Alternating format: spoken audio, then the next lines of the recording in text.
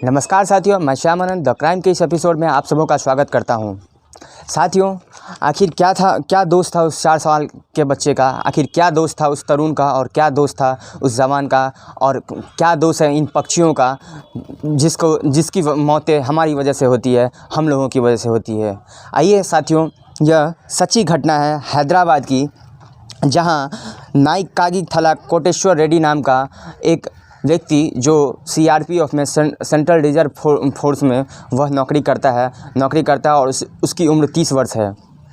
वह रविवार की शाम हैदराबाद घूमने के लिए निकलता है और हैदराबाद के ही इंदिरा रेड्डी फ्लाईओवर के पास जब वह बाइक से जा रहा था तो चाइनीज़ मांझा उसे कहते हैं जिससे हम पतंग की डोरी उड़ाते हैं, और वो डोरी आके इसे नाइक कागिथला कोटेश्वर रेड्डी को बुरी तरह जख्मी कर जाता है।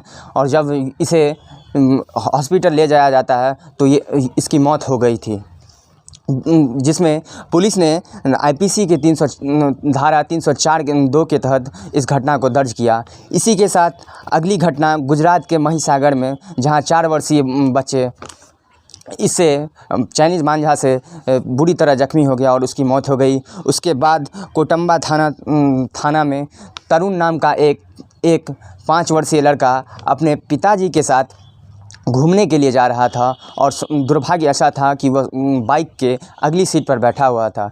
वो चाइनीज़ मांझा आया, अर्थात पतंग की डोरी आया, और उसके गला को ऐसा रहता कि उसे जब तक हॉस्पिटल ले जाया तब तक उसका बहुत सारा खून बह चुका था, और हॉस्पिटल पहुंचने के बाद डॉक्टरों ने उसे मृत घोषित कर दिया।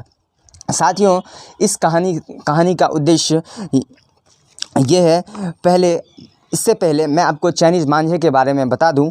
चाइनीज़ मांझे अर्थात पतंग उड़ाने की डोरी, यह नायलॉन की कोटिंग वाला मजबूत धागा है। भारत में प्रतिबंधित है। यह एनजीटी नेशनल ग्रीन ट्रिब्यूनल द्वारा पूरी तरह से प्रतिबंधित है। इसके विनिर्माण, इसके खरीद बिक्री, इसके भंडारण सभी पर प्रतिबंध है। साथियों, इस कहानी का उद्देश्य यह है कि आखिर हम साला कब तक चाइना के सामानों पे डिपेंडेंट रहेंगे, कब तक निर्भर रहेंगे। आज वो चाइना कभी गलवान घाटी तो कभी अरुणाचल प्रदेश को अपना बोलता है। उसकी हिम्मत बढ़ाने का, अगर उसकी इतनी हिम्मत आ गई है, इसकी किसकी वजह से? वह बस और बस भारतीयों की वजह से। हम भारतीय खाने से लेकर उपयोग की जाने वाली वस्तुओं का लगभग 80% सामान चाइना से इंपोर्ट करते हैं और उसका उपयोग करते हैं। आखिर क्यों हम भारतीय चाइना पे इतने डिपेंडेंट हैं? हम कब सोचेंगे कि चाइना का प्रॉफिट, चाइना का इकोनॉमी हमारे भारतीय की वजह से बढ़ता जा रहा है और हम हमेशा पीछे रहते हैं? हम कब तक उन पे डिपेंडेंट रहेंगे? साथियों, हम कब तक आगे बढ़ेंगे?